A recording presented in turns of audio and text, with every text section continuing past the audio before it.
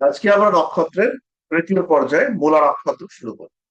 তৃতীয় পর্যায়ে এই কারণে বললাম, প্রথম পর্যায়ে হচ্ছে অশ্বিনী থেকে শুরু করে অশ্লেষা পর্যন্ত, দ্বিতীয় পর্যায়ে মঘা থেকে জ্যেষ্ঠা পর্যন্ত, তৃতীয় পর্যায়ে এটা হচ্ছে মূলা থেকে শুরু করে রেবতী পর্যন্ত। মূলা শব্দটার সঙ্গে মূল, মূল মানে হচ্ছে উৎস, মূল মানে হচ্ছে মেইন, মূল মানে হচ্ছে শ্রেষ্ঠ, প্রধান। হয় না যে কপার হচ্ছে পিতলের মূল উপাদান, তার মানে হচ্ছে গিয়ে এর মধ্যে প্রধান উপাদান সেটা হচ্ছে কপার, তামা, পিতলের মধ্যে সবচেয়ে বেশি আছে তামা। আবার এটাও বলে যে এখানেই লুকিয়ে রয়েছে মূল ঘটনাটার মূল চাবিকাঠি। আবার এটা হচ্ছে গিয়ে মূল, ওই মানুষটাই হচ্ছে এর মূলে, যা ঘটনা ঘটেছে বলে দিলে সঙ্গে সঙ্গে ওই অমুকেই হচ্ছে গিয়ে এর মূলে আছে। অর্থাৎ এখানে হচ্ছে সোর্স, এখানে হচ্ছে কানেকশন, এই সমস্ত বিষয়গুলো মূলা নক্ষত্রের সঙ্গে কানেক্টেড।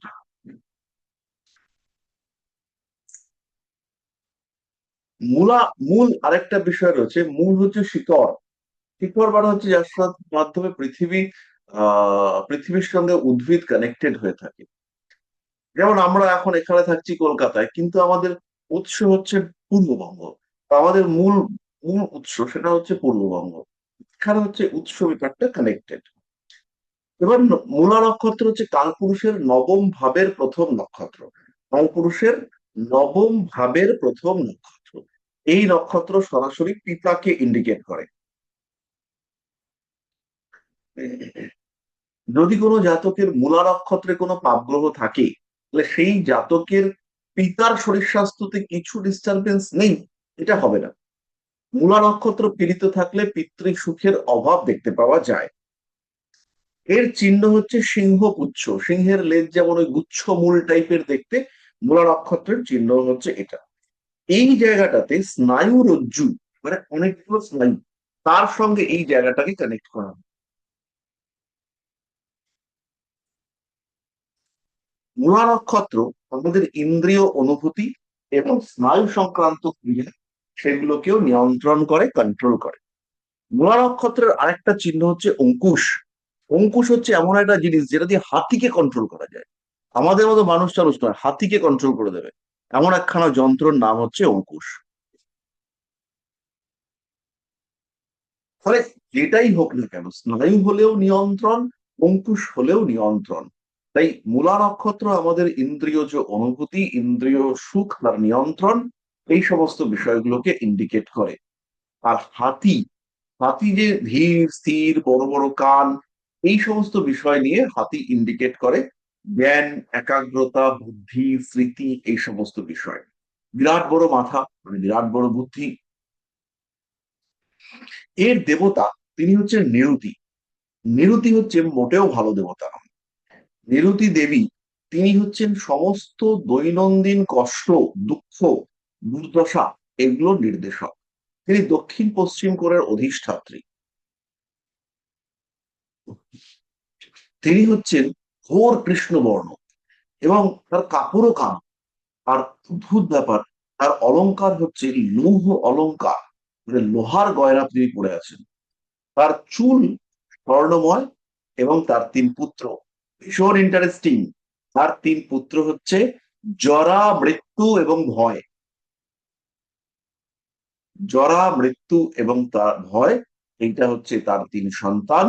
তার বাহন হচ্ছে গর্দভ অথবা কাক। এই নিরুতি দেবীকে আমরা অলক্ষ্মী বলে থাকি।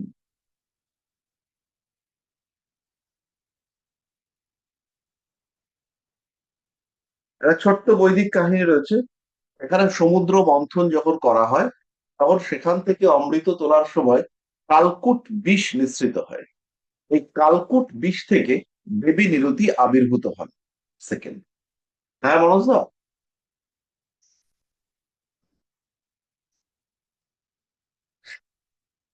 9:30 হয় দাদা। হ্যাঁ, আমার ক্লাস হচ্ছে। ঠিক আছে দাদা, আছি আমি, হ্যাঁ। তাহলে যেখানে যেখানে সমুদ্র মন্থন এই শব্দটা আসবে, সেখানেই আপনারা বুঝবেন যে এমন কিছু ঘটনা যেটা আবার আসতে পারে, যেটার পুনরাবৃত্তি হতে পারে। যেমন মৃত্যু, জন্ম, এই ব্যাপারটা হচ্ছে গিয়ে পুনরাবৃত্তি হতে পারে, হবে এই পুনরাবৃত্তি, জন্ম মৃত্যুর আবদ্ধ বা এই বন্ধন, সেই ব্যাপারটা রয়েছে। মূলা নক্ষত্রটা হচ্ছে আর্দ্রার ঠিক উপর বিপরীত দিকের নক্ষত্র। আর্দ্রার বিপরীত নক্ষত্র হচ্ছে মূলা। এর অধিপতি দেবতা তিনি হচ্ছেন রুদ্র। আর্দ্রার অধিপতি তিনি হচ্ছেন রুদ্র, তিনিও ধ্বংসের দেবতা। আর নিরুতি, তিনিও ধ্বংসের দেবী। নিরতির ভালোবাসা ছিল একটা, তিনি হচ্ছেন বরুণ। নিরতির একটা ভালোবাসা ছিল, সেটা হচ্ছে বরুণ। আর এই বরুণ হচ্ছেন সন্ধ্যা এবং রাত্রির নির্দেশক, জলের দেবতা।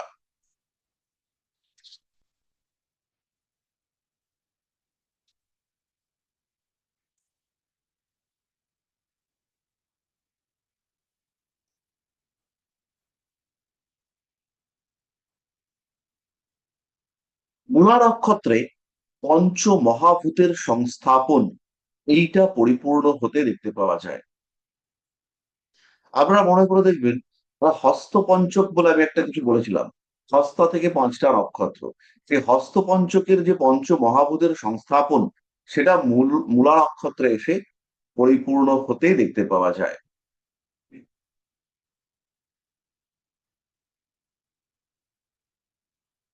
এরকম একটা তত্ত্ব আছে, পুনর্বসু নক্ষত্রে পৃথ্বী তত্ত্ব, স্বাতি নক্ষত্রে বায়ু তত্ত্ব, বিশাখা নক্ষত্রে জল এবং অগ্নিতত্ত্ব কানেক্টেড হওয়ার পরে মূলা নক্ষত্রে আকাশ তত্ত্বের সঙ্গে সংস্থাপন হতে দেখতে পাওয়া যায়। আর মূলা নক্ষত্র হচ্ছে কালপুরুষের নবম ভাব, মানে কালপুরুষের ভাগ্যভাব। কয়েকটা ছোট্ট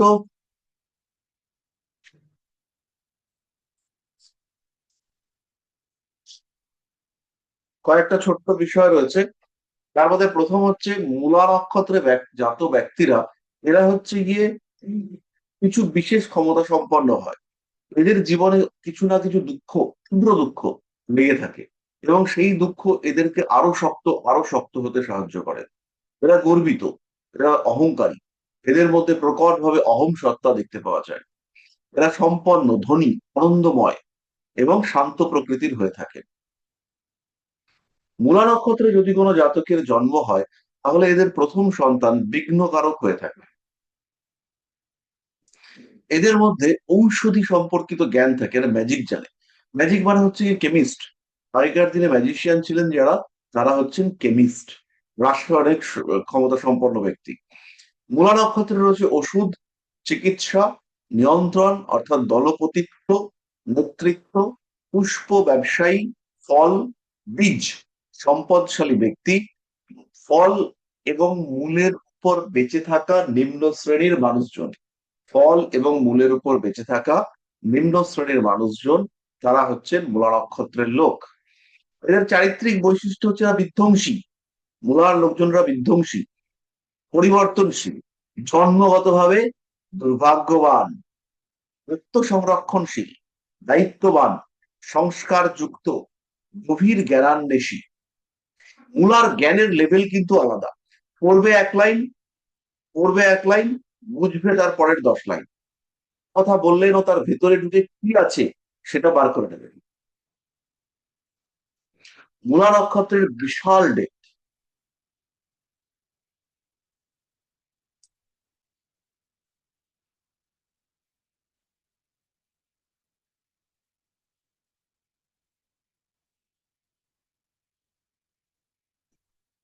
সংস্কার যুক্ত, এরা আধ্যাত্মিক, কিন্তু এদের আধ্যাত্মিকতা তন্ত্র ওরিয়েন্টেড, এরা ভীষণভাবে তন্ত্র করতে পারে। গভীর জ্ঞানান্বেষী, তাই বললাম, আবেগী মানসিকতা আছে, এবং আবেগটা ভয়ঙ্কর। মানে রাগ তো মানে সবকিছু ধ্বংস করে দেওয়ার মতো রাগ। অ্যাক্টিভেশন এজ হচ্ছে 6, 25, 30। এদের অঙ্গ হচ্ছে পাকস্থলী। পুরুষার্থ হচ্ছে কামনা। এদের কর্মের ধারা হচ্ছে নিষ্ঠুরতা। এরা কঠিন কাজ ভালো করে। এদের দশা হচ্ছে সৃষ্টি। তিনটে দশা, সৃষ্টি, স্থিতি, বিনাশ। মূলা নক্ষত্রের দশা হচ্ছে সৃষ্টি। একটা জিনিস মনে রাখবেন, সৃষ্টি কিন্তু সুখদায়ক নয়। সৃষ্টি সুখদায়ক নয়। বাচ্চা হলে বাবা আনন্দ পায়, কিন্তু মায়ের মায়ের আনন্দ হয় বাচ্চা হলে? ভেবে দেখুন একবার। সন্তান সুখ ডিফারেন্ট, কিন্তু বাচ্চা হওয়ার সময় নাকি 206 খানা হাড় 32 বার ভাঙলে যেরকম দুঃখ হয়, কষ্ট হয়, সেরকম নাকি কষ্ট হয়। অর্থ অনুভব করা সম্ভব নয়, তাদের যাদের সন্তান হয়েছে তারা বুঝতে পারবেন। তো মানে যাদের নর্মাল নর্মাল ডেলিভারি হয়েছে, সিজারে তো বোঝা যায় না, কিন্তু নর্মাল ডেলিভারি যাদের হয়েছে তাদের নাকি ভয়ঙ্কর কষ্ট, এবং আমরা সিনেমাতেও দেখেছি প্রচন্ড চিৎকার করেন। এর পার্থিব নির্দেশক হচ্ছে বিকেন্দ্রীকরণ, খন্ড খন্ড হয়ে আলাদা হয়ে যাবে। এই হচ্ছে মূলা। এর উপাদান হচ্ছে ধাতু, আর এর বৃক্ষ হচ্ছে শাল। মূলা নক্ষত্রের বৃক্ষ, তিনি হচ্ছেন শাল। এরপর আমরা চলে আসব মূলা নক্ষত্রের আরেকটা বৈদিক কাহিনীতে। দেবী নিরুতি, তিনি ভয়, হিংসা, মৃত্যু, অধর্ম এবং কষ্টের দেবী। তার হাজবেন্ডের নাম হচ্ছে অধর্ম। কি ইন্টারেস্টিং না? নৈ রীতি, মানে নাই রীতি, যেখানে কোনো বিশেষ রীতি নাই। তো এইখানে হচ্ছে গিয়ে নৈ রীতি, এই বিষয়টা কানেক্টেড। তার পুত্র হচ্ছে গিয়ে মৃত্যু, ভয় এবং জরা। অন্য মতে তিন পুত্রের নাম হচ্ছে মৃত্যু, ভয় এবং মহাভয়। কেউ কেউ বলেন যে দেবী নৈঋতি তার ভ্রাতা অরিত্রকে বিয়ে করে, আর তার সন্তান দুজন নরক এবং ভয়। এরকম বিভিন্ন পুরাণে বিভিন্ন রকম কথা রয়েছে। তার এই ধ্বংসাত্মক রূপ, এই রূপ হচ্ছে ধ্বংসাত্মক, কিন্তু ধ্বংসের মধ্যেই লুকিয়ে থাকে সৃষ্টির বীজ।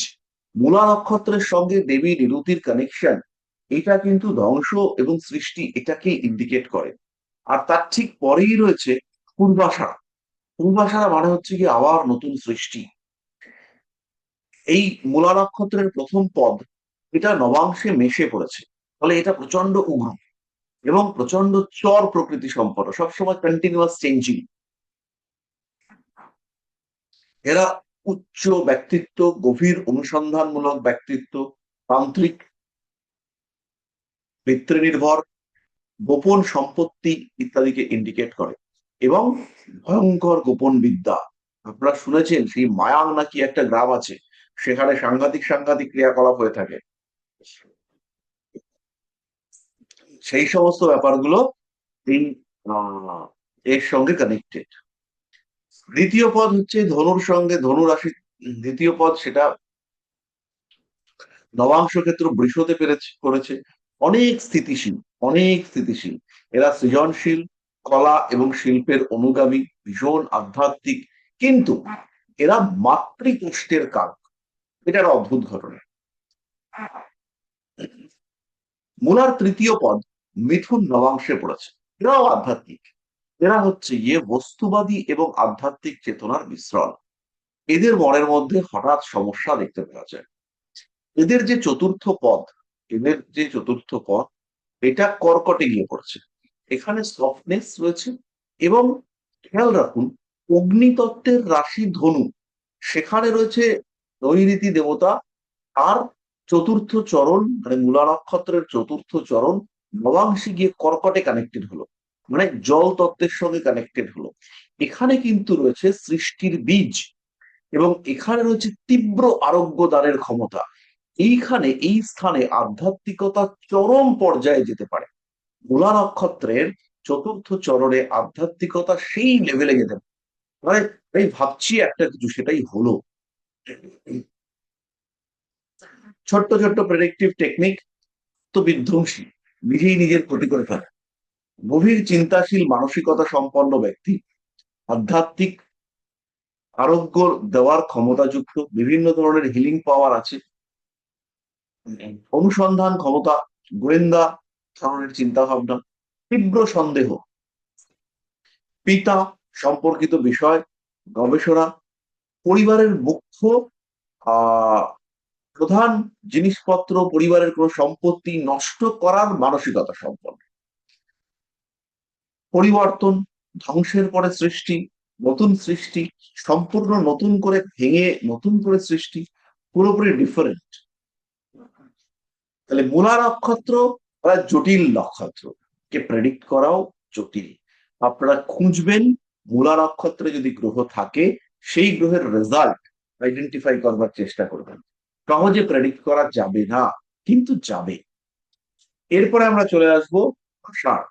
আষাঢ় মানে হচ্ছে পূর্ব আষাঢ় এবং উত্তর আষাঢ়। পূর্ব আষাঢ় মানে হচ্ছে আষাঢ়ের পূর্বে, আর উত্তর আষাঢ় মানে হচ্ছে আষাঢ়ের পরে, অথবা পূর্ব আষাঢ় মানে হচ্ছে আষাঢ়ের প্রথমার্ধ, আর দক্ষিণ আষাঢ় উত্তর আষাঢ় মানে হচ্ছে আষাঢ়ের শেষ অর্ধ। আষাঢ় শব্দের অর্থ হচ্ছে উৎসব বা একত্র যাত্রা, সমারোহ। সুতরাং একত্রে যাত্রা, সঙ্গে এগোনো, কোনো একটা উৎসবের আগে সবার একত্র হওয়ার চেষ্টা, এই সমস্ত বিষয়গুলো হচ্ছে আহ পূর্বাষাঢ়া নক্ষত্রের বিষয়। এর চিহ্ন হচ্ছে গজদন্ত। গজদন্ত নির্দেশ করে, গজ মানে হাতি, তার দাঁত নির্দেশ করে বৌদ্ধিক বিকাশ। এবার কারুর কারুর মতে পূর্বাষাঢ়া নক্ষত্রের চিহ্ন হচ্ছে হাতির সুর। যাদের জন্ম কুণ্ডলিতে চতুর্থ ভাবের সঙ্গে পূর্বাষাঢ়া নক্ষত্রের সম্পর্ক হয়েছে, তাদের বাড়িতে হাতির কোনো জিনিস, হাতির ছবি, হাতির মূর্তি, এগুলো থাকবে।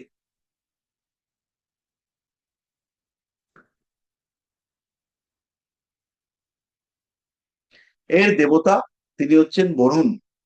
বরুণ হচ্ছেন একজন আদিত্য। বরুণ শব্দের অর্থ হচ্ছে যিনি বন্ধন বা আবরণ সৃষ্টি করেন। তিনি সমুদ্র, জল এবং আকাশের সাথে কানেক্টেড। বরুণ হচ্ছে জ্ঞানের দেবতা, তার প্রচুর জ্ঞান, কিন্তু তার উগ্রতার কারণে তিনি কিন্তু পিছিয়ে আসেন। বরুণের দিক হচ্ছে পশ্চিম দিক। আর বরুণ হচ্ছে মকর বাহন। যেমন গঙ্গা দেবীর আমরা বাহন জানি মকর, তেমনি বরুণ তিনি হচ্ছেন মকর বাহন। অর্থাৎ উভচর প্রাণীর কানেকশন এখানে আমরা পাবো।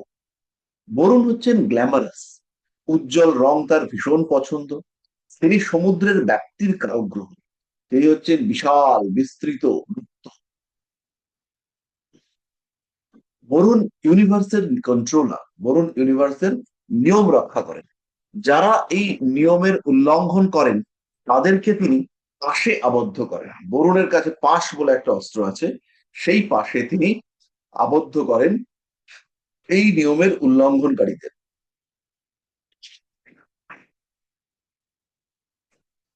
পশ্চিম দিক নির্দেশ করে সূর্যাস্ত, অর্থাৎ এখানে প্রকাশের পরিবর্তন আমরা দেখতে পাই। এখানে আলো থেকে আমরা ধীরে ধীরে অন্ধকারের দিকে এগিয়ে যাই, এবং এই অন্ধকার নির্দেশ করে আরেকটা নতুন দিন আসতে চলেছে, পরিবর্তন হতে চলেছে। এই ব্যাপারটা নির্দেশ করে এই অন্ধকারের আগমন। যে দিনটা পরিবর্তন হচ্ছে, নতুন একটা দিন আসছে, আমি জানি যে অন্ধকার হয়েছে মানে কালকে আবার সূর্য উঠছে, আজকের দিন শেষ। অন্ধকার মানে এবার আমার বিশ্রাম নেওয়ার পর, এবার আমি ঘুমাবো, এবার আমি রেস্ট নিই, এই ব্যাপারটা নির্দেশ করেন আমাদের বরুণ দেব।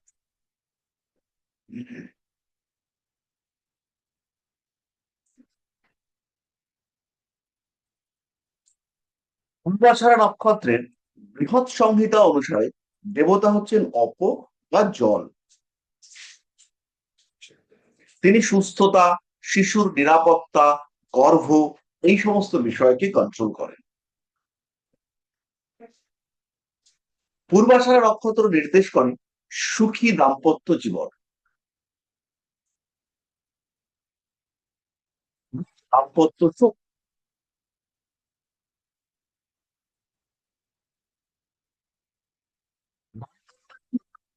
নির্দেশ করে আলটিমেটলি সন্তান প্রাপ্তি।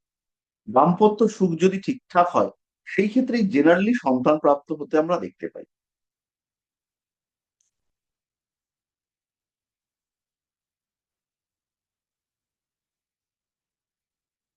ফলে ধ্বংসের পরে আরেকবার পুনর্জন্ম বা নতুন করে উৎসব, উৎসব মানে হচ্ছে নতুন জীবন লাভ করা। তাহলে এই জায়গাটাতে মূলা বা পূর্বাশারা পরিবর্তন এবং আবার নতুন করে পুনর্জন্ম, এই ব্যাপারটাকে নির্দেশ করছে। এই জায়গাটা পরিষ্কার হলো।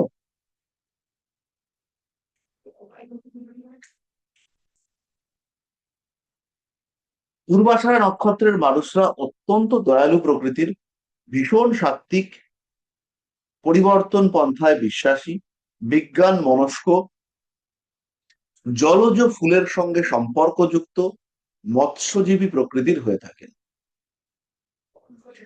বরুণ হচ্ছেন একজন আদিত্য, তিনি আকাশ এবং জলের দেবতা।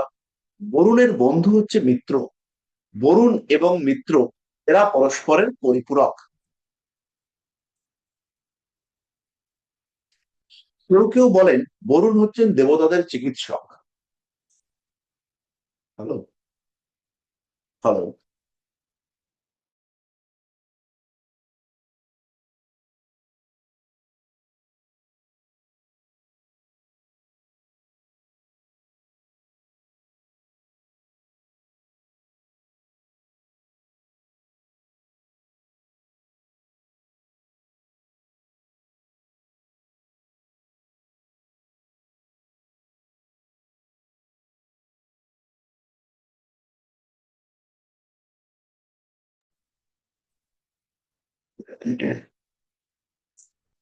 সমুদ্র মন্থন করবার সময় শ্রীরাম, তিনি সমুদ্রদেব অর্থাৎ বরুণ দেবের আরাধনা করেছিলেন।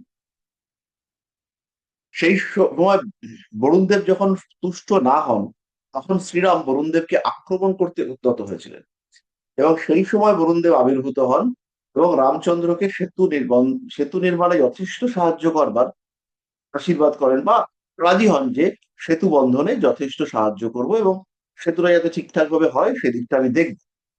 এই ব্যাপারটা আমরা রামায়ণের সঙ্গে বরুণ দেবকে দেখতে পাই। এখানে বরুণ দেবের একটা কনস্ট্রাকটিভ মেন্টালিটি, অর্থাৎ নতুন গঠন করবার ক্ষেত্রে সাহায্য করবার প্রচেষ্টা, এটা দেখতে পাওয়া যায়।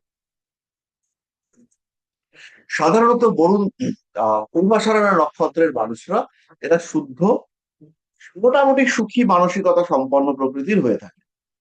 এদের মানসিকতার মধ্যে সুখ, ভালো থাকা, পরিতৃপ্তি, এই সমস্ত ব্যাপারগুলো দেখতে পাওয়া যায়। এরা হ্যাপিনেস পছন্দ করে।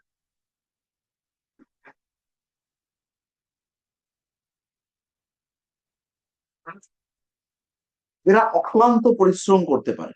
জীবনের যে কোনো জায়গায় এরা পরিশ্রমের মাধ্যমে সলিউশন করার চেষ্টা করে। এরা প্রচন্ড পরিশ্রমী এবং খাটুরে বলতে আমরা যেটাকে বুঝি সেইটা।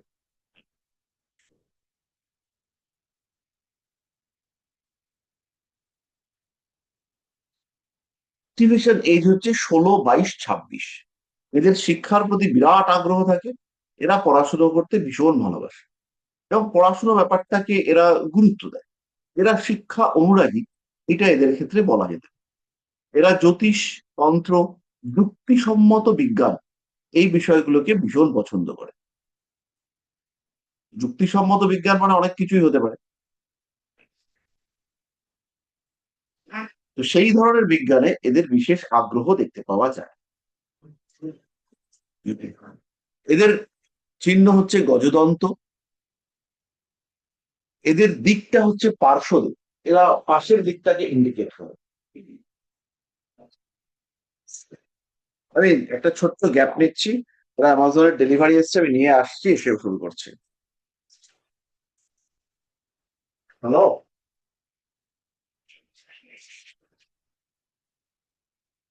হ্যাঁ।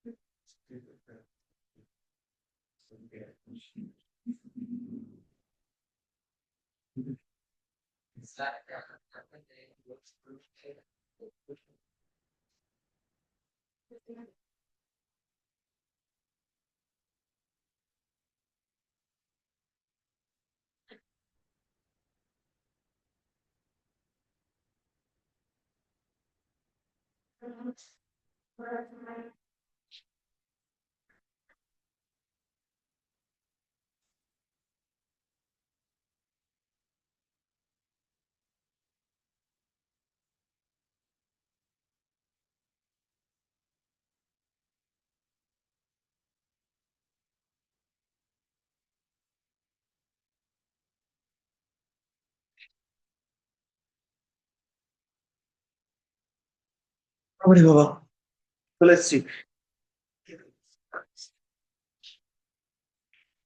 মূলা নক্ষত্রের পেশা হচ্ছে শিক্ষকতা, কিছু নির্মাণ এবং পরামর্শ দান। পার্থিব নির্দেশক হচ্ছে বিজয়, দ্বন্দ্ব থেকে মুক্তি বা দ্বন্দ্বের অবসান। তিনি নির্দেশ করেন স্থিতি, তার দিক হচ্ছে দক্ষিণ। মূলা, সরি, পূর্বাশা।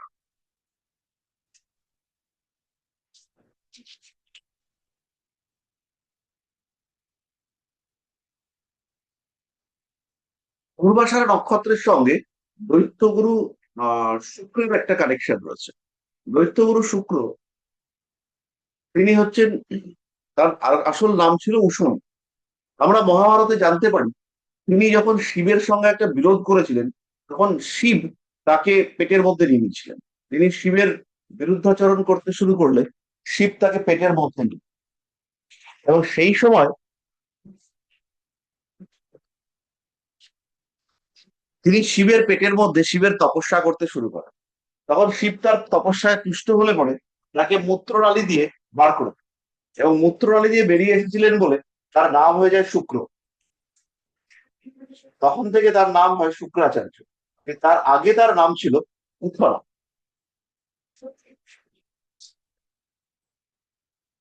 এবার আমরা চলে আসবো নবাংশে। নবাংশ পূর্বাষাঢ়ার ক্ষেত্রে ভীষণ ইম্পর্টেন্ট। পূর্বাষাঢ়ার প্রথম নবাংশ পড়বে সিংহ রাশিতে। এই মানুষজন আধ্যাত্মিক, উদার, কিন্তু এদের নেতৃত্ব দিতেই হবে। এরা নেতৃত্ব পরায়ণ, যে কোনো জায়গায় এরা প্রথম সারিতে থাকতে পছন্দ করে। দ্বিতীয় পদের নবাংশ ক্ষেত্র হচ্ছে কন্যা। এরা গোপন রাসায়নিক ক্রিয়ায় বিশারদ, প্রচুর পরিশ্রম করতে পারেন।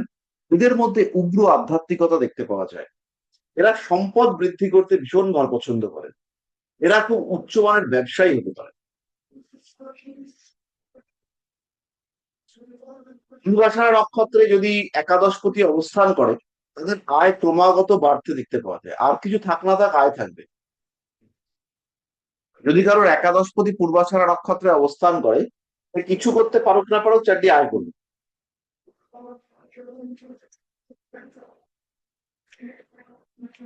এর তৃতীয় পদ তুলা নবাংশ ক্ষেত্রে অবস্থিত। তৃতীয় পদের অবস্থান হচ্ছে তুলা নবাংশে। এরা অত্যন্ত বিলাসী, শিল্প প্রিয়। এরা নিজেদের দোষে, নিজেদের বিলাসিতার কারণে অনেক কিছু ক্ষয় করে ফেলে। এদের জীবনে বেশ কিছু ক্ষয়ক্ষতি দেখতে পাওয়া যায়, সেটা এদের বিলাসিতার কারণ। প্রাকৃতিক বিপর্যয়কে নির্দেশ করে এই তৃতীয় পদ। চতুর্থ পদ, সেটা গিয়ে বৃশ্চিকে পড়বে। এই চতুর্থ পদ যেটা পূর্বাষাঢ়, সেটা আহ দ্বাদশ রাশিতে পড়ছে। মানে ধনু রাশিতে পূর্বাষাঢ়া নক্ষত্র, এবং চতুর্থ পদ সেটা বৃশ্চিক রাশিতে পড়ছে। এখানে আধ্যাত্মিক চেতনা, মোক্ষ, মুক্তি, পূর্ণ মুক্তি, এই বিষয়গুলো কানেক্টেড।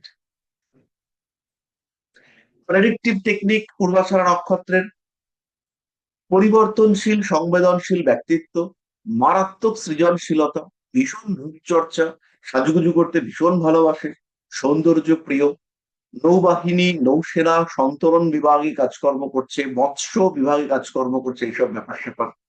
চাকচিক্য, দার্শনিক চেতনা, সমুদ্র যাত্রা, উগ্র বক্তা, এই শব্দটা ভীষণ গুরুত্বপূর্ণ। উগ্র বক্তা, যার বক্তব্য একদম সেই এরকম টাইপের বক্তা। যশস্বী রাজনৈতিক ব্যক্তিত্ব, আর গভীর শিক্ষার আগ্রহ, একদম হাই ডিপ এডুকেশন। আমি রিসেন্টলি এক ভদ্রলোকের কুণ্ডলী দেখেছি, তার নবমপতি পূর্বাষাঢ়া নক্ষত্রে রয়েছে। তো তিনি আহ ওই ভারতবর্ষের যে পোখরান বিস্ফোরণ, সেখানে এপিজে আব্দুল কালামের মেইন অ্যাসিস্ট্যান্ট ছিলেন।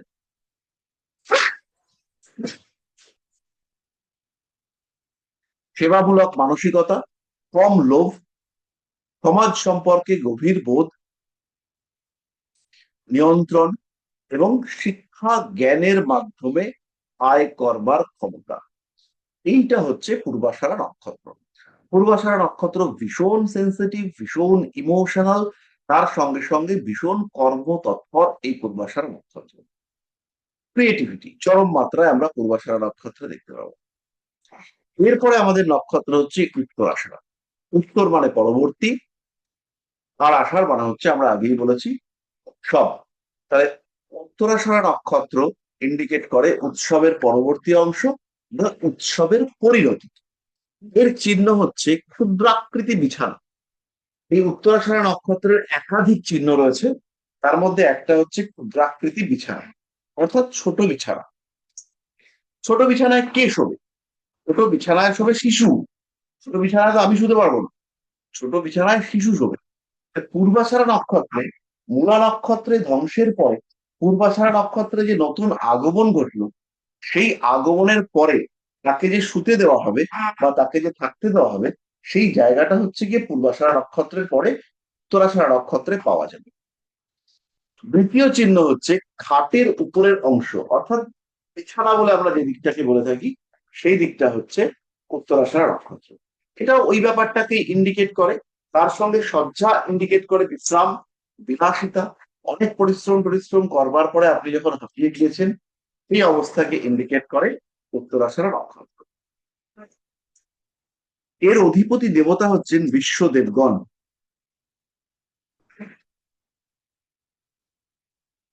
এর অধিপতি দেবতা তারা হচ্ছেন বিশ্ব দেবগণ। ৩৩ প্রকারের দেবতা, ৮ জন বসু, ১২ জন আদিত্য, ১১ জন রুদ্র। ১২ আর ৮ এ ২০, ১১, এই এরা হচ্ছে গিয়ে ৩৩ কোটির মধ্যে ৩১ কোটি। আর বাকি দুজন হচ্ছেন ইন্দ্র আর প্রজাপতি।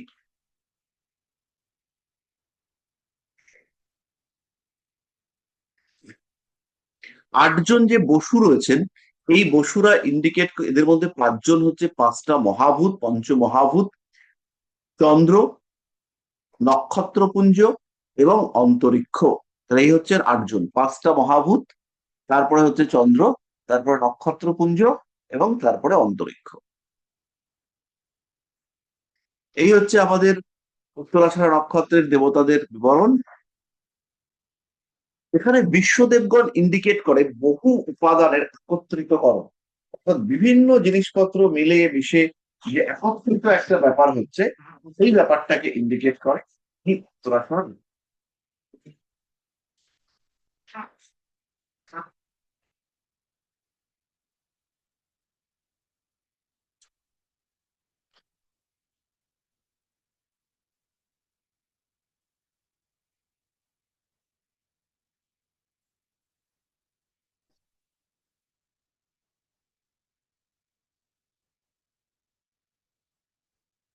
এখানে অষ্টবসু, তারা ইন্ডিকেট করে দেহের উপাদান তত্ত্ব।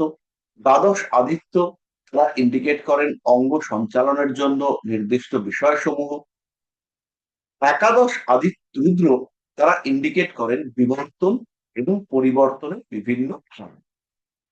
উত্তরাষাঢ়া নক্ষত্রে যে সমস্ত মানুষরা জন্মগ্রহণ করেন, তারা দয়ালু, ধার্মিক, একটু দেবভক্তি সম্পন্ন, বিশেষভাবে দেবভক্তি সম্পন্ন প্রকৃতির হয়ে থাকে। এরা মুষ্টি যোদ্ধা, শক্তিশালী, সেনাধ্যক্ষ, বৃক্ষ বিশেষজ্ঞ, জঙ্গল প্রিয়, ঈশ্বর প্রিয় এবং আনন্দ প্রিয় ব্যক্তিবর্গ হয়ে থাকে।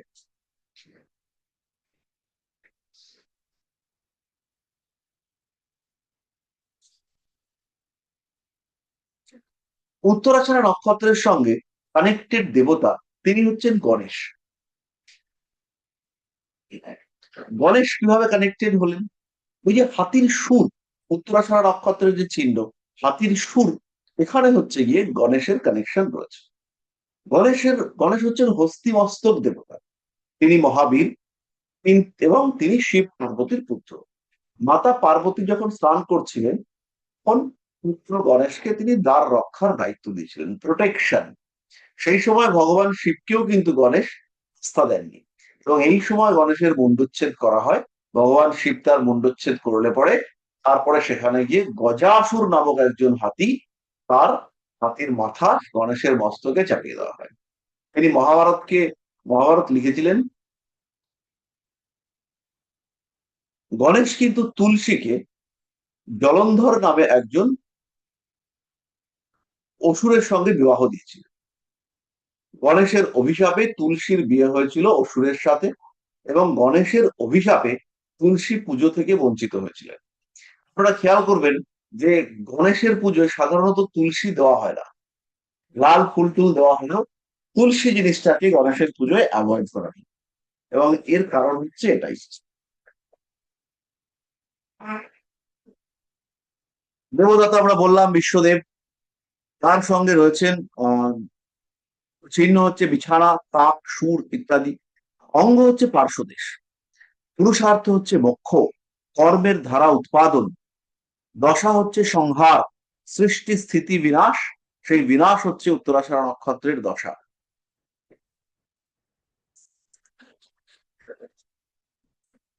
দক্ষিণ পশ্চিম দিক পৃথ্বী তত্ত্ব। এর উপাদান হচ্ছে ধাতু এবং কলাকোষ। কলাকোষ মানে শরীরের কোষ। এর পার্থিব প্রকাশ হচ্ছে বিজয়। উত্তরাষাঢ়া নক্ষত্র একটা ত্রিপদ নক্ষত্র। এই নক্ষত্রকে আমরা অশুভ নক্ষত্র হিসেবেই গণ্য করি। এই সময় উত্তরাষাঢ়া নক্ষত্রে সাধারণত শবদাহ নিষিদ্ধ বলা হয়। এদের চারিত্রিক বৈশিষ্ট্য হচ্ছে অত্যন্ত শক্তিশালী, কার্মিক, বলিষ্ঠ, উচ্চ আকাঙ্ক্ষাযুক্ত। এরা নবীকরণ যোগ্য জিনিসপত্রকে বিশ্বাস করে, পরিবর্তন, পাল্টে যাচ্ছি। এরা দলগত কর্মে আগ্রহী, এবং এরা অত্যন্ত সম্পন্ন। এরা আনন্দ প্রিয়। এদের কাছে অনেক লোকজন কাজকর্ম করে খায়।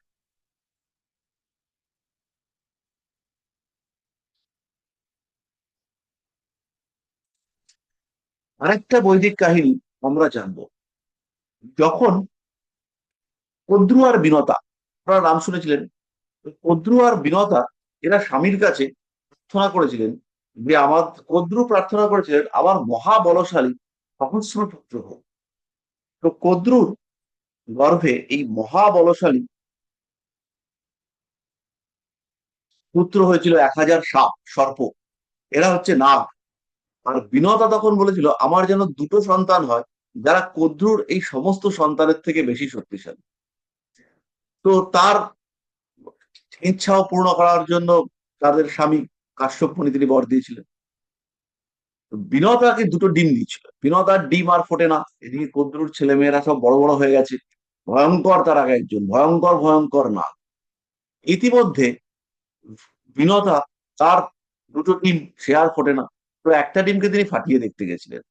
তো এই অসময়ে ডিম নষ্ট করার জন্য সেই ডিম থেকে একজনের উৎপত্তি হয়েছিল, এবং তিনি আকাশে চলে গিয়েছিলেন। সম্ভবত তিনি একটা সাপও দিয়ে গিয়েছিলেন, অভিশাপ টভিশাপও দিয়ে গিয়েছিলেন। তখন আরেকটা ডিমকে বিনতা খুব যত্ন করে রাখা শুরু করেন। সেই ডিম থেকে গরুরের জন্ম হয়। গরুরের যখন জন্ম হয়, সেই ডিমের সামনে ভগবান ব্রহ্মা তিনি পবিত্র গান গিয়েছিলেন, এবং এই গান থেকে, ভগবান ব্রহ্মার গান থেকে ঐরাবতের জন্ম হয়েছিল। পরবর্তীকালে এই ঐরাবত সমুদ্রে স্থান পেয়েছিলেন, এবং যখন সমুদ্র মন্থন হয়েছিল সেই সময় সমুদ্র মন্থনে ঐরাবতের উৎপত্তি হয়েছিল সমুদ্রের গর্ভ থেকে। ঐরাবত বেরিয়ে এসেছিলেন, এবং বেরিয়ে আসবার পরে সেই ঐরাবত ইন্দ্রের বাহন রূপে পরিচিত হন, এবং এখনো আমরা জানি যে দেবরাজ ইন্দ্র তিনি ঘুরে টুরে বেড়ালেন, ঐরাবতে করেই ঘুরে বেড়ান, যেটা আমরা সবাই জানি অল্প বিস্তর।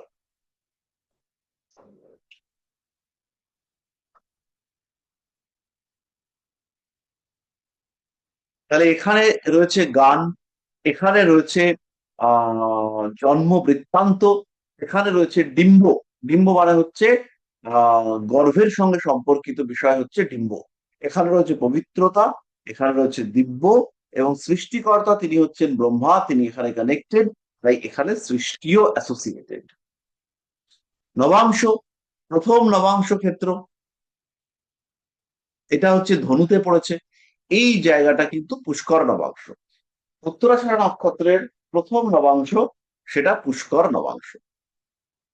পুষ্কর মানে পবিত্র। এর অধিপতি বৃহস্পতি, এখানে জ্ঞান, বোধ, আধ্যাত্মিক চেতনা, আত্মবিশ্বাস, এগুলো আমরা দেখতে পাই। এবং এখানে বর্গোত্তম ব্যাপারটা কিন্তু প্রকট, এখানে আমরা বর্গোত্তম বিষয়টিকেও দেখতে পাই। দ্বিতীয় পদ, এটা হচ্ছে মকরে গিয়ে পড়েছে, এখানে আমরা দেখতে পাই আত্মকেন্দ্রিকতা। এখানে কিন্তু অনেক বেশি আত্মসচেতনতা দেখতে পাওয়া যায়, ক্ষমতার সদ্ব্যবহার, বিশ্বব্যাপী কানেকশন, এইটা এই নক্ষত্রে দেখতে পাওয়া যায়। গোষ্ঠীবদ্ধতা, এটাও আমরা দেখতে পাই। এরপরে আমরা চলে আসবো তৃতীয় পদে। এই পদ কানেক্টেড হচ্ছে উত্তরাষাঢ়া নক্ষত্রের সাথে।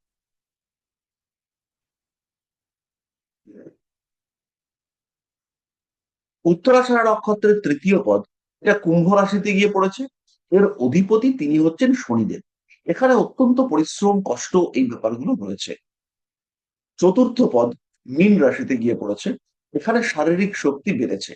উত্তরাষাঢ়া নক্ষত্রের চতুর্থ পদ মকর রাশিতে পড়েছে, এখানে শারীরিক শক্তি অত্যন্ত বেশি, আধ্যাত্মিকতা রয়েছে, এখানে অপরকে আকর্ষণ করবার ক্ষমতা রয়েছে। এবং সেই আগেকার দিনের লোকজনরা সাধনা করতো না, সেই উল্টো হয়ে সাধনা করছে, সাধনা করতে করতে গায়ে উইপোকা লেগে গেছে, বাল্মীকি তৈরি হয়ে গেছেন রত্নাকর থেকে, এইরকম লেভেলের সাধনা, সেইটা আমরা উত্তরাষাঢ়া নক্ষত্রের চতুর্থ পদে দেখতে পাবো। এরপরে আমরা চলে আসবো প্রেডিক্টিভ টেকনিকে। এখানে কিন্তু ওই ক্ষেত্র আর পেশা, এই বিষয়টা অ্যাবসেন্ট আছে, আমি এটা কানেক্ট করে লিখে দেবো।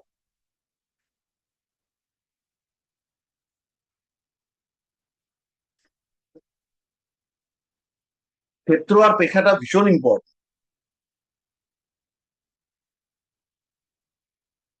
প্রেডিক্টিভ টেকনিকের প্রথম রয়েছে সমৃদ্ধি। এই সময় যে কোনো কর্ম সেটা আলটিমেটলি ক্লোজ হতে দেখতে পাওয়া যায়। যখন মহাভারতে ভীষ্ম মৃত্যুর জন্য এই নক্ষত্রকে বেছে নিয়েছিলেন, সূর্য উত্তরাষাঢ়া নক্ষত্রে প্রবেশ করবে এবং তারপরে তিনি মরবেন। অত যন্ত্রণা সহ্য করেও তিনি মোক্ষপ্রাপ্তি যাতে হতে পারেন, তার জন্য উত্তরাষাঢ়া নক্ষত্রে সূর্যের প্রবেশ পর্যন্ত অপেক্ষা করেছিলেন। এই সময় যে কোনো কাজ কমপ্লিট হওয়ার সম্ভাবনা দেখতে পাওয়া যায়।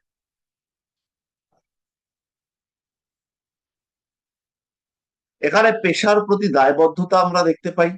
সঠিক জীবনসঙ্গী অনুসন্ধানের ক্ষেত্রে একটা ব্যর্থতার সম্ভাবনা, সেটা আমরা উত্তরাষাঢ়া নক্ষত্রে দেখতে পাই। এখানে খ্যাতি, পেশার প্রতি দায়বদ্ধতা, এই বিষয়গুলি দেখতে পাওয়া যায়। এখানে রয়েছে প্রবল উচ্চাকাঙ্ক্ষা, বস্তুতান্ত্রিক সাফল্য, আমরা উত্তরাষাঢ়া নক্ষত্রে দেখতে পাই। এখানে রয়েছে সংরক্ষণ প্রিয় মানসিকতা, প্রত্যেকটি বিষয়ের প্রতি অধিকার, আমারটুকু বুঝে নেওয়ার ক্ষমতা, এটা উত্তরাষাঢ়া নক্ষত্রে রয়েছে। এর পরের নক্ষত্র হচ্ছে শ্রবণা। শ্রবণা নক্ষত্র কানেক্টেড হচ্ছে শ্রবণ শব্দের সঙ্গে। শ্রবণের আক্ষরিক অর্থ হচ্ছে শোনা, কানে শুনবো। এখানে চিহ্ন হচ্ছে তিনটে পদচিহ্ন।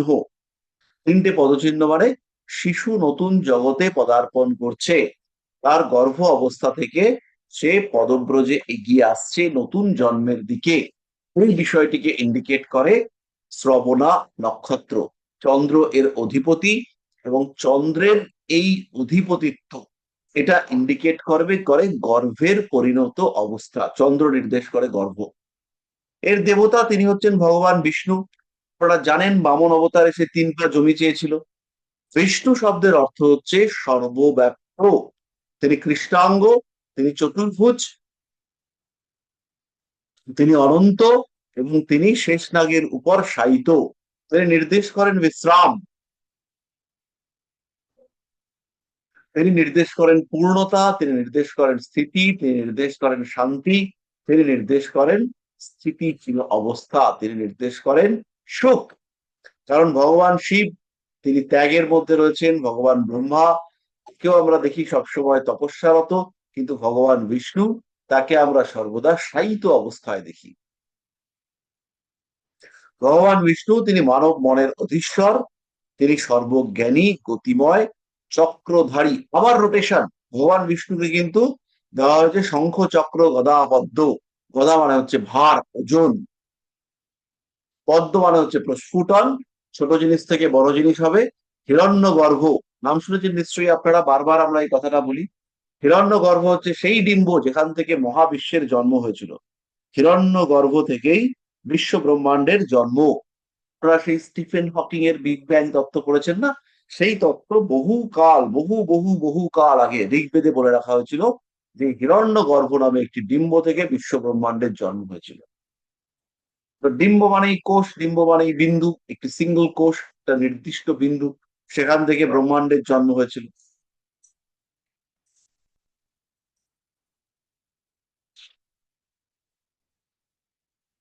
শ্রবণা অশ্লেষার চতুর্দশতম নক্ষত্র।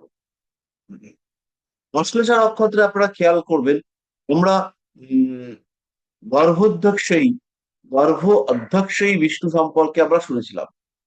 এই শিশু এই সময় জন্মগ্রহণের জন্য প্রস্তুত হয়ে পড়ে।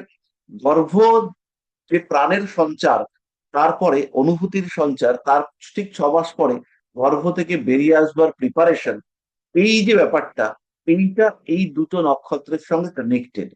অনন্ত শেষনাগ বলেছিল অশ্লেষা নক্ষত্রে যে আমি যেন গর্ভের মধ্যে, আমি যেন ভগবানের আরাধনায় নিজেকে লীন করে ফেলতে পারি, আমি আর নড়াচড়া করবো না, একদম গুটিয়ে যাব।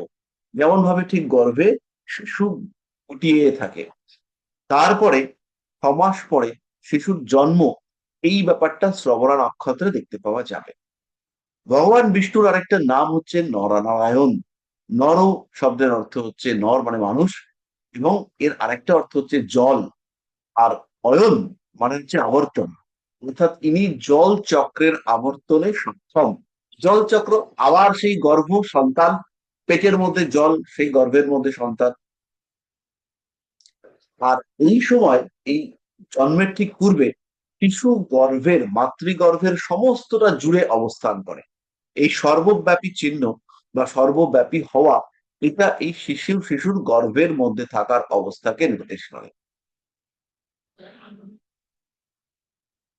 3টে পদচিহ্ন, প্রথম পদচিহ্ন নির্দেশ করে স্ত্রী দেহে শুক্রাণুর প্রবেশ, স্ত্রী দেহে শুক্রাণুর প্রবেশ। তৃতীয় পদচিহ্ন নির্দেশ করে গর্ভাধান, অর্থাৎ সেই শুক্রাণুর ডিম্বাণুর মধ্যে প্রবেশ। তৃতীয় পদচিহ্ন নির্দেশ করে শিশুর বাইরে পদক্ষেপ। বামন অবতার তিনি হচ্ছেন আত্মার নির্দেশক। তার বলি বধ করে তিনি স্বর্গরাজ্যকে মুক্ত করেছিলেন। বলি যখন প্রচুর দানে দেবত্ব প্রাপ্ত হচ্ছিল, তখন বামন অবতার 3টে ত্রিপদ ভূমি তিনি চেয়েছিলেন। এই বামন অবতার বলির অহং সত্তাকে বধ করেছিলেন। বলি ছিল অহং এবং বাসনার প্রতীক। শ্রবণ নক্ষত্রে জাত ব্যক্তিগণ তাই বিখ্যাত, শিক্ষিত এবং সম্পন্ন হয়ে থাকেন। তারা জমি জায়গা পছন্দ করেন।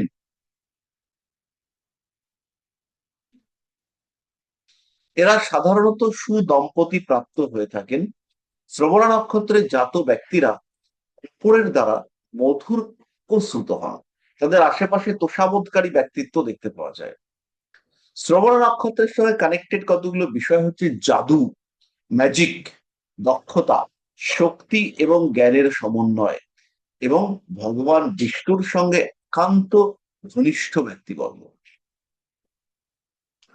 আপনারা খেয়াল করে দেখবেন, ভগবান বিষ্ণুর যে অবতারগুলো, তাদের একটা স্নিগ্ধ রূপ আছে, কিন্তু ভগবান শিবের যে অবতারগুলো, তার মধ্যে কিন্তু স্নিগ্ধতা নেই, তারা রুক্ষ, নিরো। অ্যাগ্রেসিভ। শ্রবণ নক্ষত্রের চারিত্রিক বৈশিষ্ট্যের মধ্যে রয়েছে স্মৃতিশক্তি চরম লেভেলের, একবার কিছু একটা শুনলে সেটা আর ভুলবো না, দৈব ক্ষমতা, সংকীর্ণ মানসিকতা, অংশীদারি ব্যবসা, লেখার পদ্ধতি বা লেখন ক্ষমতা, তীক্ষ্ণ বুদ্ধি, ধর্ম নিরপেক্ষতা এবং সামাজিক সক্রিয়তা। এর অ্যাক্টিভেশন এজ হচ্ছে 15, 33, 41। এর উপাদান, একদম প্রাথমিক উপাদান, পার্থিব নির্দেশক হচ্ছে প্রশ্ন এবং অনুসন্ধান। এর বৃক্ষ হচ্ছে অর্ক। অর্ক হচ্ছে কাটা গাছ জাতীয়, ওই মনসা কাটাটা জাতীয়। কর্মের ধারা হচ্ছে চর্ম, বর্জ্য পদার্থ সম্পর্কিত কর্ম। চিহ্ন তো আমরা বললাম তিনটি পদচিহ্ন। এর আরেকটা চিহ্ন হচ্ছে কর্ম। বৈদিক কাহিনী, এটা তো আপনারা সবাই জানেন। দৈত্যরাজ বলি তার দানের জন্য যখন স্বর্গত্ব প্রাপ্তির দিকে, তখন ভগবান বিষ্ণু বামন অবতার ধারণ করে ত্রিপদ ভূমি চান এবং বলিকে তিনি মাথার উপরে পা দিয়ে চেপে পাতালে প্রবেশ করিয়ে দেন এবং বলিকে তিনি অমরত্ব প্রদান করেন।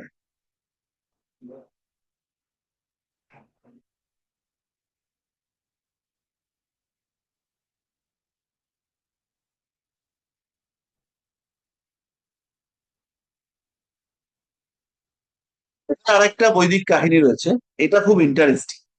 বলি যখন বামন অবতারকে দান করতে সক্ষম হন, মানে সম্মত হন, বলি যখন বলেন যে হ্যাঁ আমি তোমাকে দান করব, এই সময় শুক্রাচার্য তিনি বুঝতে পেরেছিলেন যে এবার বলির সর্বনাশটা হল। তখন তিনি বলিকে বলেন যে তুমি এই কাজটি করো না, তুমি থামো, তুমি একে দিতে গেলেই তোমার সব শেষ হয়ে যাবে, তুমি একদম ধ্বংস হয়ে যাবে। কিন্তু সেটা বলি কোনোভাবেই শোনেন না, তিনি একদমই কর্ণপাত করেন না। তখন কি হয়েছে, তখন দান করবার আগে যখন বলি তার হাত ধুচ্ছিলেন, তখন শুক্রাচার্য কি করেন, সেই কমণ্ডলুর মধ্যে ঢুকে কমণ্ডলুকে আটকে দিয়েছিল, যে যাতে ও দান করতে না পারে। এবার এই যে কমণ্ডলুর মধ্যে শুক্রাচার্য গিয়ে মুখটা বন্ধ করে দিয়েছিলেন, এই সময় বামন অবতার কুশ দিয়ে, কুশ মানে হচ্ছে বিষ্ণুর রোম, সেই বিষ্ণু তার নিজের রোম দিয়ে শুক্রাচার্যের চোখ কানা করে দিয়েছিলেন, চোখে খোঁচা দিয়ে দিয়েছিলেন। এবং আপনারা শুক্রাচার্যের যত ফটো টটো আছে দেখবেন, সমস্ত জায়গাতেই তিনি আহ চক্ষুহীন, তার একটা চোখ কানা, আপনারা দেখবেন একটা চোখ ছোট করা রয়েছে। শুক্রাচার্যের যত রকম ছবি আছে সব জায়গাতেই আপনারা দেখবেন যে শুক্রাচার্যের একটা চোখ, সেটা হচ্ছে গিয়ে কানা। এটা কুশের খোঁচায় শুক্রাচার্যের ওই চোখ নষ্ট হয়ে যায়। তাহলে এইখানে কিন্তু একটা আঘাত, দৃষ্টিহীনতা, চোখ বন্ধ করিয়ে দেওয়া, মানে কোনো জিনিসকে আমার চোখের সামনে হতে দেওয়া হবে না, কোন একটা বিষয়ের ইন্ডিকেশন যে কিছু একটা হবে কিন্তু তুমি সেটা দেখতে পাবে না, এরকম একটা ব্যাপারকে, মানে চোখের আড়ালে কিছু করবার চেষ্টা, ওই বিষয়গুলোকে ইন্ডিকেট করে। মোটামুটি পরিষ্কার হলো। এর প্রথম নবাংশ, নবাংশের এর প্রথম যে ক্ষেত্র, সেটা গিয়ে পড়েছে মেষ রাশিতে। ফলে শ্রবণ নক্ষত্রের প্রথম নবাংশ, এটা কিন্তু উগ্রতাকে নির্দেশ করে। এখানে স্নিগ্ধতা নেই, চন্দ্রের সেই স্নিগ্ধতা শ্রবণ নক্ষত্রে কিন্তু একেবারেই নেই, এখানে উগ্রতা রয়েছে।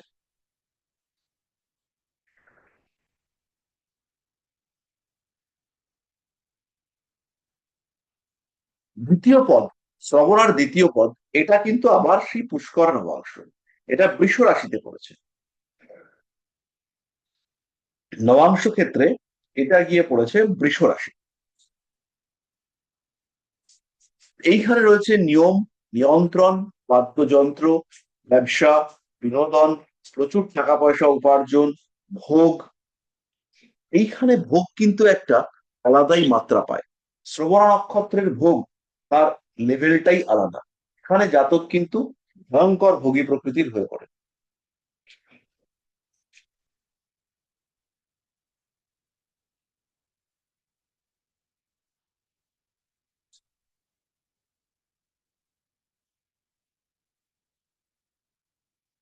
এখানে কখনো আহ, অতিরিক্ত বিলাসিতা বা বিশেষ কোনো ধরনের ভোগের লিপ্সা, এই ব্যাপারগুলো কানেক্টেড হয়।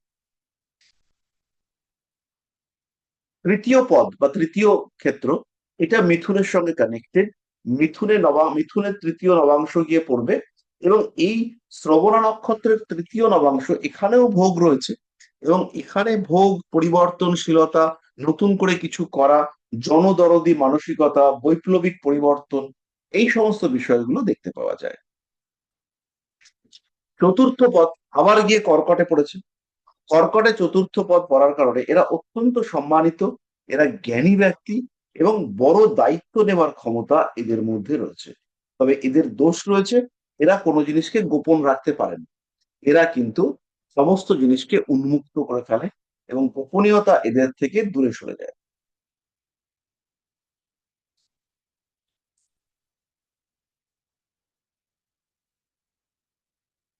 এখানে আরো একটা বৈদিক কাহিনী রয়েছে। বামন ভগবান বিষ্ণুর পঞ্চম অবতার। বামন অবতার হচ্ছে ভগবান বিষ্ণুর প্রথম মনুষ্য রূপ। মৎস্য, কুর্ম, বরাহ, তারপরে ভগবান বিষ্ণুর প্রথম মনুষ্যরূপী অবতার, তিনি হচ্ছেন বামন। এখানে সর্বাকৃতি রূপ, বেঁটেখাটো ব্যাপারটা এখানে প্রকট হয়ে উঠেছে, ক্ষুদ্রাকৃতি। এর পরবর্তীকালে যে আরো অবতাররা রয়েছেন, পরশুরাম, রাম, কৃষ্ণ, বুদ্ধ, কল্কি, এরা প্রত্যেকেই কিন্তু যোদ্ধা। কিন্তু বামন সেখানে যোদ্ধা নন। নৃসিংহ মনুষ্য অবতার নন, তিনি অর্ধেক নর, তিনি অর্ধেক মানুষ, নরপশু অবতার। এই যে এর পরবর্তী এখান থেকে যে পরিবর্তন হওয়া শুরু হলো, এবং বিভিন্ন অবতার যারা, রাম, কৃষ্ণ, বুদ্ধ, প্রত্যেকেই কিন্তু যোদ্ধা। আপনারা এখানে একটা জিনিস খেয়াল রাখবেন, আমাদের এই যে গৌতম বুদ্ধ আর বুদ্ধ অবতার, এরা কিন্তু এক নয়, এরা কখনোই এক নয়। গৌতম বুদ্ধের বোধোদয় হয়েছিল বলে তিনি তাকে বুদ্ধ বলা হয়, কিন্তু তিনি বুদ্ধ, আমাদের হিন্দু শাস্ত্রের বুদ্ধ অবতার তিনি কখনোই নন। তিনি বুদ্ধ ধর্মের প্রবক্তা।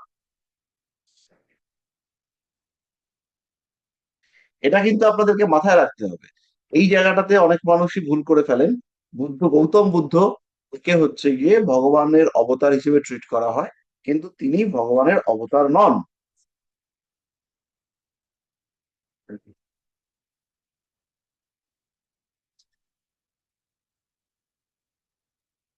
বামন অবতার, ভগবান বিষ্ণু যখন ভীমন অবতার ধারণ করেছিলেন, তখন তার এই বামন অবতার ধারণ করবার জন্য একটা গর্ভের প্রয়োজন হয়েছিল। এই গর্ভের জন্য তিনি গ্রহণ করেছিলেন শিব এবং পার্বতীর অর্ধনারীশ্বর সত্তা। এই জিনিসটা কিন্তু, এই ব্যাপারটা আপনাদের কাছে একদমই নতুন। বামন অবতার, তার জন্ম হয়েছিল শিব পার্বতীর অর্ধনারীশ্বর সত্তার মাধ্যমে। তার কিন্তু কোন রকম কোনো মায়ের গর্ভে জন্ম হয়নি। তার পরবর্তী যারা, যে পরশুরাম, রাম, কৃষ্ণ, বুদ্ধ, কল্কি, তাদের প্রত্যেকের জন্ম কিন্তু মায়ের গর্ভে হয়েছিল।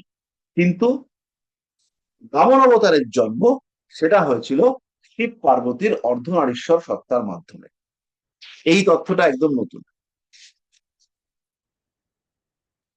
যাই হোক, আমরা একটু প্রেডিক্টিভ টেকনিক গুলো জানবো। এখানে হচ্ছে গিয়ে শিক্ষা, এই ব্যাপারটা কানেক্টেড। গুরু, বহু ছাত্রছাত্রী শিক্ষাগুরু, এই ব্যাপারটা এইটার সাথে কানেক্ট। ঐশ্বরিক শক্তি, যোগাযোগ, কানেক্টিভিটি, ইন্টারনেট, শখ পূরণের তীব্র চেষ্টা, মনন ক্ষমতা, মনন নয় কিছু, মনন ক্ষমতা, মনের সাহায্যে যে কোনো বিষয়কে গভীর থেকে গভীরতর জায়গায় নিয়ে যাওয়ার প্রচেষ্টা।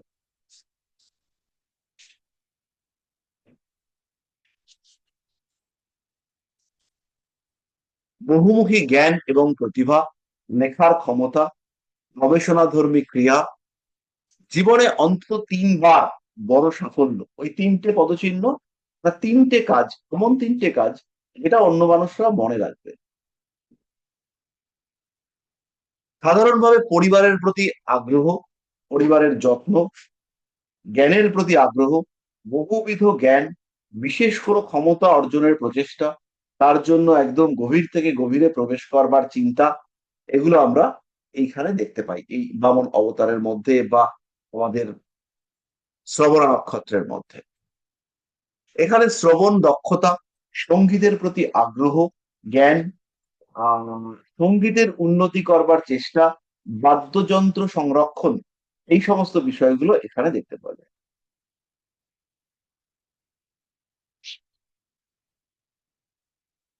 তাহলে এর পরবর্তী নক্ষত্র সেটা হচ্ছে ধনিষ্ঠা। ধনিষ্ঠা শব্দের মধ্যে ধন রয়েছে, ধন। আর নিষ্ঠা শব্দের অর্থ হচ্ছে সঠিক, তাদের সম্পদ এবং সঠিক সম্পদ আহরণের চেষ্টা। কারোর কাছে সঠিক সম্পদ মানে পয়সা, কারোর কাছে সঠিক সম্পদ মানে হচ্ছে জ্ঞান, বোধ, দিব্য শক্তি, আধ্যাত্মিকতা, এই সমস্ত। এবার যার ক্ষেত্রে যেটা কার্যকরী হবে তাকে সেটা নিয়ে থাকতে হবে। ধনিষ্ঠা নক্ষত্রের চিহ্ন হচ্ছে মৃদঙ্গ। মৃদঙ্গ বিষয়টা আপনারা সকলেই জানেন, একটা বাজনা, যেটা দেখতে অনেকটা আহ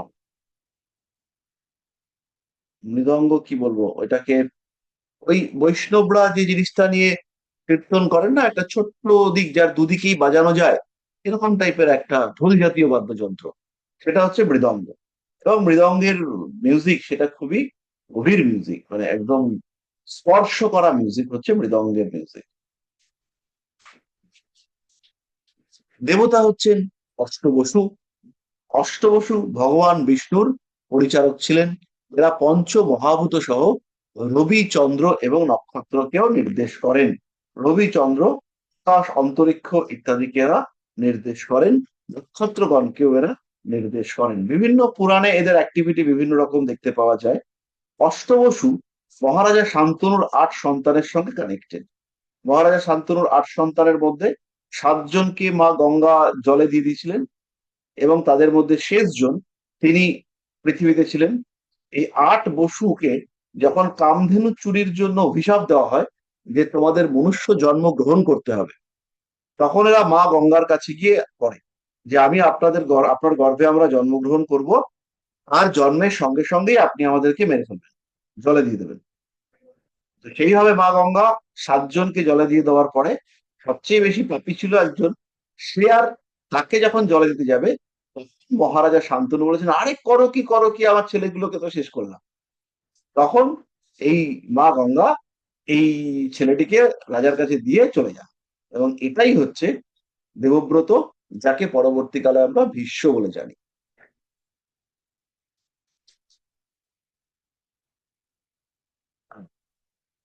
তো এই ভদ্রলোকের জীবনে দুঃখের শেষ নেই।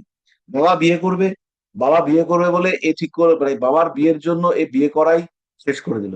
বলছে বিয়ে না করলেও যদি বাচ্চা কাচ্চা হয়, বলছে সারা জীবন ব্রহ্মচারী হয়ে থাকে, মানে কোনোদিন যাতে বাচ্চা কাচ্চা না হয়, কোনো মহিলার সাথে সম্ভোগ করবো না, কোনো কোনোদিন স্ত্রী সুখ গ্রহণ করবো না। ওরকম বড় একটা যোদ্ধা, ওরকম মানে মহাভারতের শ্রেষ্ঠ যোদ্ধা ভীষ্ম, তার হচ্ছে গিয়ে এই ত্যাগ, এটা হচ্ছে একটা মানে বিশ্বের প্রতিজ্ঞা, ভয়ঙ্কর প্রতিজ্ঞা।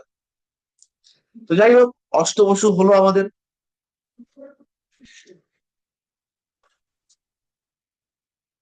এই আদিত্যগণ এরা হচ্ছেন জীবনের চালিকা শক্তি। ভগবান বিষ্ণুর রক্ষণাবেক্ষণ ক্রিয়ার সহযোগিতা করেন এরা। এদের মধ্যে রয়েছে সূর্য, চন্দ্র এবং নক্ষত্রবর্গ। সূর্য, চন্দ্র এবং নক্ষত্ররা, তারা হচ্ছে আমাদের জীবন, আমাদের ভাগ্য, আমাদের চালিকা শক্তি, আমাদের জীবনে ঘটমান ঘটনা, এই প্রত্যেকটা বিষয়কে নিয়ন্ত্রণ করে।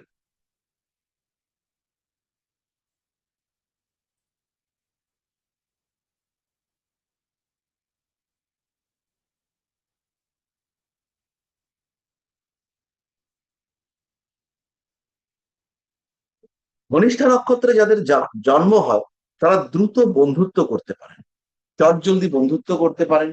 এরা বিপরীত লিঙ্গের প্রতি আকৃষ্ট হন। এরা ভীষণ ভালো আহ কামনার নিবৃত্তি ঘটাতে সক্ষম। এরা হচ্ছে গিয়ে কামনার দ্বারা কিছুটা হলেও পালিত হয়ে থাকেন, এবং এরা খুব ভালো পার্টনার হতে পারেন।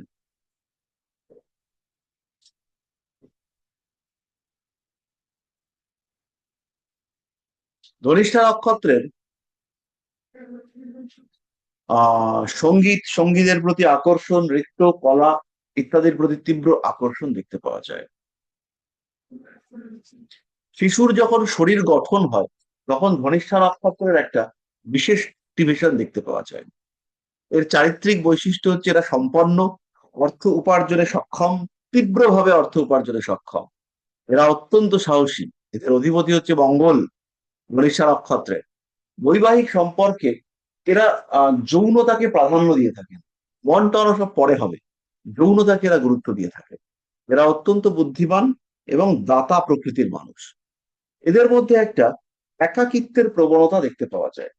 জীবনের কোনো একটা সময় এরা একাকিত্ব প্রাপ্ত হয়ে থাকেন। এদের মধ্যে একটা দাতা প্রকৃতি আমরা দেখতে পাই। এরা কখনো কখনো অত্যন্ত সচেতন মানুষ, আবার কখনো কখনো এরা হঠাৎ করে ভূত মানসিকতা পোষণ করেন। কেন এই কাজটা করেছেন বা এই কাজটার আলটিমেটলি আউটপুট কি, এটা এরা বোঝেন না। এদের দশা হচ্ছে স্থিতি, এদের দিক হচ্ছে দক্ষিণ, এদের বৃক্ষ হচ্ছে শমী বৃক্ষ। এই শমী বৃক্ষ সম্পর্কে আপনারা শুনেছেন, অর্জুন সে যখন অস্ত্র কিছু লুকিয়ে রেখেছিল ওই অজ্ঞাতবাসের সময়, সেটা একটা শমী গাছের উপরে লুকিয়ে রেখেছে। এরা পৃথ্বীতত্ত্বকে ইন্ডিকেট করে। এরা প্রাথমিক উপাদানের নির্দেশক। এদের পার্থিব নির্দেশক হচ্ছে অতীত বা অতীত সম্পর্কে জানার চেষ্টা। অ্যাক্টিভেশন এজ 37, 36, 37, 40 এবং 45। 36, 37, 40 এবং 45, এটা হচ্ছে এদের অ্যাক্টিভেশন এজ।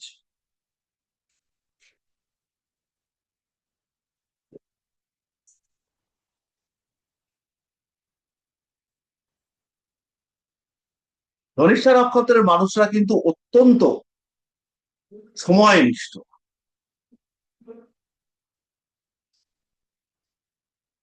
এখানে আরো আহ বৈদিক কাহিনী তো আমরা করলাম।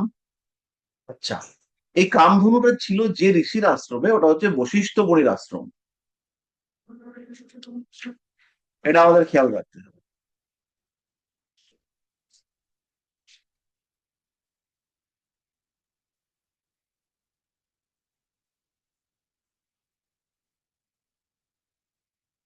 এই যে মৃদঙ্গ, মৃদঙ্গ ব্যাপারটা একটা মিউজিকের সঙ্গে কানেক্টেড। এবং যখন ভগবান শিব তাণ্ডব নৃত্য করেছিলেন তখন এই মৃদঙ্গ জাতীয় বাদ্য বাজানো হয়েছিল। এই মৃদঙ্গ, এই যে শিবের তাণ্ডব নৃত্য, তার আরেকটা রূপ হচ্ছে নটরাজ। আপনারা নটরাজ রূপে দেখবেন শিব তার একটা পা তুলে রেখেছেন, আরেকটা পা নিচে রয়েছে।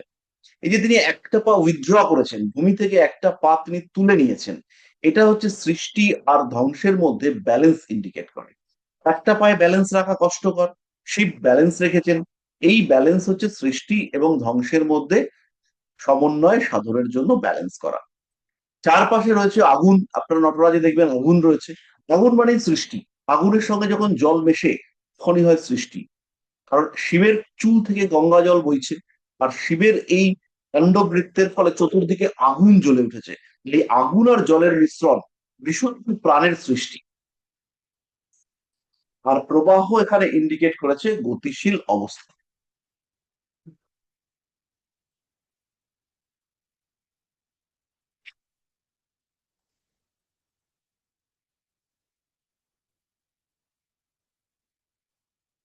প্রথম পদ হচ্ছে সিংহ রাশিতে, অধিপতি হচ্ছে গিয়ে সূর্য। উগ্র ব্যবহার, প্রত্যাশা, ঘনিষ্ঠতা, সম্পর্কহানি ইত্যাদি এখানে কানেক্টেড। দ্বিতীয় অংশটা হচ্ছে মকরে গিয়ে পড়েছে, দ্বিতীয় অংশটা কন্যা রাশিতে পড়েছে নবাংশে। এখানে রয়েছে বিভৎস সাকসেস, অভাবনীয় সাফল্য। এখানে দায়িত্ব, তীক্ষ্ণ বুদ্ধি, মানসিক শান্তি এবং স্নিগ্ধতা কানেক্টেড।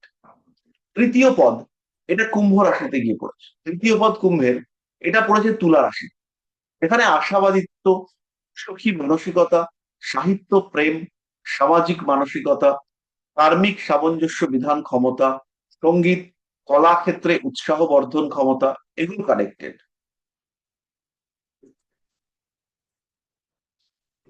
চতুর্থ পদের নবাংশ ক্ষেত্র হচ্ছে বৃশ্চিক। এখানে শক্তির প্রাচুর্য, সহানুভূতিশীলতা, চরম সহানুভূতি। মানুষের জন্য কিছু করব, আধ্যাত্মিক একটা বড়সড় বিষয়, সেটা এখানে কানেক্টেড। খেলাধুলার প্রতি প্রেম ইত্যাদি রয়েছে। প্রেডিক্টিভ টেকনিকে আমরা চলে আসবো। বাহ্যিক আড়ম্বর কিন্তু অন্তঃসার শূন্য অবস্থা। বিশাল বড়সড় বাড়ি, বিশাল কিছু করব, এদিকে পকেটে পয়সা নেই।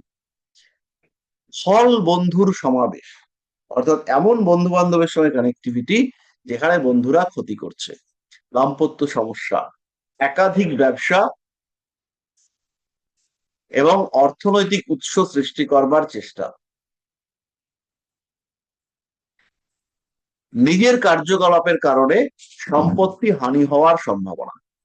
চিত্রকলা, শিল্পকলা ইত্যাদি। সন্তান প্রাপ্তির ক্ষেত্রে বাধা, প্রকৃতির প্রতি ভালোবাসা এবং উগ্র প্রেম। মানে এই পর্যন্ত হলো আমাদের ধনিষ্ঠা নক্ষত্র। আর আমাদের 4টে নক্ষত্র রয়েছে। তো 4টে নক্ষত্র আজকে আমাদের পক্ষে করাটা মুশকিল, তার জন্য আরেকটা দিন লিখবে। আর এদিকে কেতুর যে বিভিন্ন ভাবে কেতুর কাজ, সেই সম্পর্কে বাকি নোটটা আমি আজকে আর একটু পরে দিয়ে দেবো। তো তাহলে আজকে আমাদের এই পর্যন্তই থাক পড়াশুনো। আর কালকের পর থেকে বা পরের দিনের পরের থেকে আমি শুরু করব আমাদের হস্তরেখার বিট প্রেডিকশন। তাহলে শুভরাত্রি সবাইকে। স্যার, আমার একটা কোশ্চেন ছিল। ব্যাপারটা হচ্ছে গিয়ে ওই না না, ইঞ্জেকশন। রেজিস্ট্রেশন নিয়ে। মানে আমার আসলে অ্যাড্রেস চেঞ্জ হয়েছে, তো কোনোভাবে কি রেজিস্ট্রেশনে অ্যাড্রেসটা চেঞ্জ করা যাবে? সেটা তো আগের অ্যাড্রেস দেওয়া আছে। হ্যাঁ, ওটা তো নিজেদের ঘর, কেন চেঞ্জ করা যাবে? ওরা চাপ নেই। তাহলে কি, আচ্ছা তাহলে কি ওই ইয়েতে কল করবো মানে মানে? ফোন করে একটু জানিয়ে দেবেন, ওরা করে দেবে। আচ্ছা আচ্ছা, ঠিক আছে, ঠিক। ঠিক আছে। তাহলে শুভরাত্রি সবাইকে। Good night sir.